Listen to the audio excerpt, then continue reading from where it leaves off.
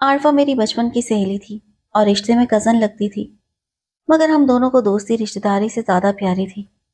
گھر ساتھ ساتھ تھے، لہٰذا روز ہی ملاقات رہتی تھی۔ انٹر تک ساتھ پڑھا، پھر اس نے پڑھائی چھوڑ دی اور بیوٹی پارلر کا کورس کرنے لگی۔ چونکہ پڑھائی سے اسے دلچسپی نہ تھی، والدین نے بھی سوچا کہ جو کرنا چاہتی ہے کر لے، ہاتھ میں کچھ ہنر تو آئے۔ عارفہ کا تعلق متوسط گھرانے سے تھا، جہاں اخراجات زیادہ اور آمدنی کم ہوتی ہے، اور سفید پوشی کا بھرم رکھنا بھی مشکل ہو جاتا ہے۔ اس کارن والدین نے اسے یہ کورس کرنے دیا، کیونکہ وہ کسی دوسرے شعبے میں جانے کے لیے تیار نہ تھی۔ بیوٹی پارلر کھولنے کا اسے شروع سے شوق تھا۔ والدین نے سمجھایا کہ بی اے کر لو، مگر وہ نہیں مانی۔ میں نے بی اے کر لیا تو ایک اچھی کمپنی میں جاب مل گئی اور میں ڈیوٹی پر جانے لگی۔ تنخواہ اچھی تھی، پک اینڈ ڈراپ کی سہولت بھی حاصل تھی، لہٰذا میں اپنی جاب سے مطمئن تھی۔ جبکہ عارفہ بیوٹی پارلر کا کورس مکمل کرنے کے بعد بھی بے روزگار تھی اور کوئی ملازمت حاصل نہ کر سکی تھی۔ وہ اکثر چھٹی کے روز میرے پاس آتی اور تقریباً سارا دن ہم ساتھ گزارتے۔ وہ کہتی، میرے لیے بھی اپنی کمپنی میں کوئی ملازمت دیکھو، بیکار رہنے کی وجہ سے پریشان رہتی ہوں۔ میں تسلی دیتی، ضرور دیکھوں گی، اگر کسی لڑکی نے ملازمت چھوڑ دی تو اس کی جگہ تمہارے لیے اپنے مینیجر صاحب سے بات کروں گی۔ ایسے ہی دن گزرتے رہے اور سال بیت گیا۔ عارفہ ہاتھ ملتی تھی کہ گریجویشن کیوں نہ کر لی، کیونکہ معمولی ملازمت کے لیے بھی اب اعلیٰ تعلیم یافتہ لوگوں کی مانگ تھی۔ انہی دنوں عارفہ کی پھپھو حیدرآباد سے آ گئی۔ وہ عارفہ کے یہاں ٹھہری۔ ان کا بیٹا اسد بھی ساتھ آیا تھا۔ عارفہ ہنسمکھ تھی، اسد کو پسند آ گئی۔ میری اس دوست میں یہ بڑی خوبی تھی کہ وہ بہت مہمان نواز تھی اور گھر آئے مہمانوں کے دل سے خدمت کرتی تھی۔ تب اس نے اپنی پھوپھی کا دل مو لیا اور انہوں نے اپنے بھائی سے عارفہ کا رشتہ مانگ لیا۔ اندھا کیا چاہے دو آنکھیں، والدین کو ہمیشہ اچھے رشتوں کی تلاش رہتی ہے۔ انہوں نے فوراً اپنی بہن کو ہاں کر دی، کیونکہ اسد ایک ہونہار اور لائق لڑکا تھا۔ وہ بینک میں ملازمت کرتا تھا اور تنخواہ معقول تھی، لہٰذا چٹ منگنی پٹ بیاہ والی بات ہو گئی اور عارفہ کی منگنی اسد سے طے پا گئی۔ خوش قسمتی سے انہی دنوں اسد کا تبادلہ حیدرآباد سے کراچی ہوا، تو انہوں نے ہماری گلی میں ہی گھر کرائے پر لے لیا۔ پھپھو تقریباً روز ہی ان کے گھر جانے لگی۔ عارفہ اس رشتے سے خوش تھی، کیونکہ اسد ایک خوبصورت اور نیک سیرت لڑکا تھا، اور سب سے بڑھ کر وہ اپنا تھا۔ روز ان کی ملاقات ہو جاتی۔ وہ اپنے ماموں کے گھر جاتا تو کچھ نہ کچھ لے کر جاتا، اور عارفہ بھی تحائف پا کر خوش ہوتی۔ اس بات پر کسی نے اعتراض نہ کیا، کیونکہ بہت جلد دونوں شادی کے بندھن میں بندھنے والے تھے۔ منگنی کو سال گزر گیا تو پھوپھی نے شادی کے لیے اصرار شروع کر دیا، جبکہ عارفہ کے والدین تھوڑا وقت لینا چاہتے تھے تاکہ جہیز مکمل ہو جائے۔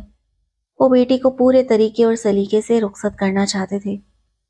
اس دوران عارفہ نے بہت ہاتھ پاؤں مارے، لیکن اسے کہیں ملازمت نہ مل سکی۔ خدا کا کرنا ایسا ہوا کہ انہی دنوں اس کے ابو بیمار ہو گئے اور انہوں نے آفس سے رخصت لے لی۔ علاج پر روپیہ خرچ ہونے لگا تو ان لوگوں کے معاشی حالات خراب ہوتے گئے۔ گھر میں پریشانیاں بڑھیں۔ چھوٹے بہن بھائی پڑھ رہے تھے اور عارفہ بڑی اولاد ہونے کے ناطے ان پریشانیوں کو زیادہ محسوس کرتی تھی۔ ادھر پھوپھی بیٹے کی شادی کر دینا چاہتی تھی، مگر عارفہ کہتی تھی کہ پہلے گھر کے حالات سنبھل جائیں، پھر شادی کروں گی۔ وہ تندہی سے ملازمت کی تلاش میں لگ گئی اور کئی بیوٹی پارلرز میں بھی گئی۔ آخر اسے ایک جگہ جاب مل گئی۔ جس شخص کا یہ بیوٹی پارلر تھا وہ ایک ادھیڑ عمر شخص تھا، خاصا بدشکل مگر دولت مند۔ جب اس نے عارفہ کو دیکھا تو فوراً ملازمت دے دی۔ اس شخص کا نام اللہ دتہ تھا۔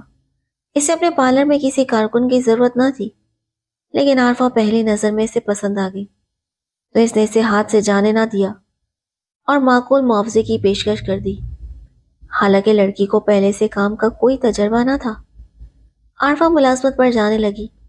یہ بات پھوپھی اور اسد کو اچھی نہ لگی، مگر گھر کی مجبوری دیکھ کر وہ چپ ہو گئے۔ پھوپھی چاہتی تھی کہ بھائی جلد صحت یاب ہو جائے تاکہ وہ عارفہ کو بہو بنا کر گھر لے آئے۔ ملازمت پر گئے ابھی چند دن ہی گزرے تھے کہ رکشے کے بجائے وہ کار میں آنے جانے لگی۔ یہ کار بیوٹی پارلر والے کی تھی۔ اس کا ڈرائیور روز گھر کے دروازے پر کار لاتا اور عارفہ ٹھاٹھ سے اس میں سوار ہو کر چلی جاتی۔ یہ سب اسد نے اپنی آنکھوں سے دیکھا جو وہ دیکھنا نہیں چاہتا تھا کہ اس کی منگیتر اپنے باس کی ذاتی گاڑی میں ڈیوٹی پر آئے جائے۔ وہ یہ دیکھ کر ایسا گمسم ہوا کہ دفتر جانے کی بجائے گھر واپس آ گیا اور بوجھل قدموں سے کمرے میں جا کر لیٹ گیا۔ ماں نے پوچھا، بیٹا کیا بات ہے، آج آفس نہیں جا رہے؟ طبیعت تو ٹھیک ہے؟ اس نے جواب دیا، ہاں ماں، ویسے ہی دل پر کچھ بوجھ سا ہے، سونا چاہتا ہوں۔ اسد نے دفتر فون کر دیا کہ طبیعت ناساز ہے۔ چونکہ وہ ایک فرساناش آفیسر تھا اس لیے اسے آسانی سے چھٹی مل گئی۔ شام کو جب عارفہ واپس آئی تو اسد اس کے گھر گیا اور سمجھایا کہ نوکری پر اس طرح جانا ٹھیک نہیں، لوگ باتیں کریں گے اور تم بدنام ہو جاؤ گی۔ عارفہ نے کہا، بدنامی کس بات کی؟ کیا لوگ دفتر کی سواری میں ڈیوٹی پر نہیں جاتے؟ اسد نے کہا، جاتے ہیں، لیکن وہ اور طرح کی سواری ہوتی ہے، باس کی قیمتی کار نہیں ہوتی۔ عارفہ نے تیکھے لہجے میں پوچھا، آخر تم چاہتے کیا ہو؟ اب اس کا لہجہ اور رویہ بالکل بدل گیا تھا۔ اسد نے کہا، میں چاہتا ہوں کہ تم گھر سے چادر لے کر نکلو اور غیر مردوں سے دور رہو۔ اتنا سننا تھا کہ وہ بھڑک اٹھی اور تیوری چڑھا کر بولی، میں جو چاہوں کروں، تم کون ہوتے ہو مجھ پر دھونس جمانے والے؟ میں نے تمہیں کبھی کسی کام سے نہیں روکا، تو تم کیوں روک رہے ہو؟ اسد نے کہا، میں تمہارا ہونے والا جیون ساتھی ہوں، زمانے کی اونچ نیچ سمجھتا ہوں۔ عارفہ نے جواب دیا، میں بھی اب ورکنگ وومن ہوں، باہر کی دنیا دیکھنے لگی ہوں، اور ہاں، کان کھول کر سن لو کہ میں اب تم جیسے غریب آدمی سے شادی نہیں کر سکتی۔ اسد اپنی منگیتر کی رعونت سے اس قدر دل برداشتہ ہوا کہ اس نے آفس سے چھٹی لے لی اور منگنی کی البم بھی جلا دی۔ ماں کے منع کرنے پر بھی وہ نہ منا اور یوں عارفہ سے رشتہ توڑ بیٹھا۔ اسد اسے دل سے چاہتا تھا، اس لیے رشتہ ٹوٹنے پر بے بس ہو کر آنسو بہاتا رہا، مگر عارفہ کو اب اس سے کوئی سروکار نہ تھا۔ چند دنوں بعد ہی پتہ چلا کہ اس کا رشتہ اللہ تعالیٰ سے طے ہو گیا ہے۔ جو اس کا باس تھا، ایک ماہ بعد شادی ہو گئی۔ دلہا کالا، موٹا اور بھدا تھا، سب نے تعجب کیا، لیکن عارفہ خوش تھی۔ اسد اور پھوپھی کے سوا سبھی شادی میں شریک ہوئے۔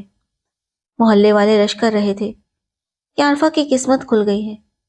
کوٹھی بہت بڑی تھی اور باغیچہ ایسا خوبصورت جیسے شالیمار گارڈن ہو۔ شادی کے بعد وہ حیدرآباد آ گئی کیونکہ اس کا سسرال وہیں تھا۔ اسد اپنی محبت کو اپنے ہی شہر میں دیکھ کر غم میں مبتلا ہوا اور شراب کا سہارا لیا، لیکن جلد ہی اچھے دوستوں کی مدد سے سنبھل گیا۔ عارفہ نے اللہ دتہ کے گھر کا نظام بدل دیا اور ہر معاملے میں دخل دینے لگی۔ وہ اپنے شوہر کی تیسری بیوی تھی، جبکہ اللہ دتہ 2 بیویوں کو طلاق دے چکا تھا۔ گھر کا انتظام اس کی ماں سنبھالتی تھی۔ عارفہ نے ساس کو ایک خپتی بوڑھی کہہ کر ایک طرف کر دیا اور خود تمام اختیارات سنبھال لیے۔ جلدی اس نے شوہر کو مٹھی میں کر لیا اور اصرار کرنے لگی کہ جب سارا کاروبار کراچی میں ہے تو وہاں کوٹھی بنوا لو اور حیدرآباد والی بیچ دو۔ اس کا منصوبہ تھا کہ کراچی کی جائیداد اپنے نام کرا لے گی۔ اللہ دتہ اس کی ترغیب میں آ گیا اور وہ لوگ مستقل کراچی آ گئے۔ انہی دنوں عارفہ کے والد کا انتقال ہو گیا، تو عارفہ کو بچی کی پرورش میں خاصی دقت محسوس ہوتی تھی۔ صحیح دیکھ بھال نہ ہونے کی وجہ سے بچی بیمار پڑ گئی۔ خدا جانے اسے کیسی بیماری لگی کہ وہ تندرست نہ ہو سکی۔ 10 برس گزر گئے۔ وہ بچی اپنے پاؤں پر نہ چل سکتی تھی، نہ بیٹھ سکتی تھی، بس بستر پر لیٹی رہتی۔ عارفہ کو اسے اپنے ہاتھ سے کھانا کھلانا اور کپڑے بدلنا پڑتے۔ یہ ایک تھکا دینے والا کام تھا۔ اب وہ اپنی ماں یا ساس کو یاد کرتی تھی، لیکن دونوں خفا تھیں۔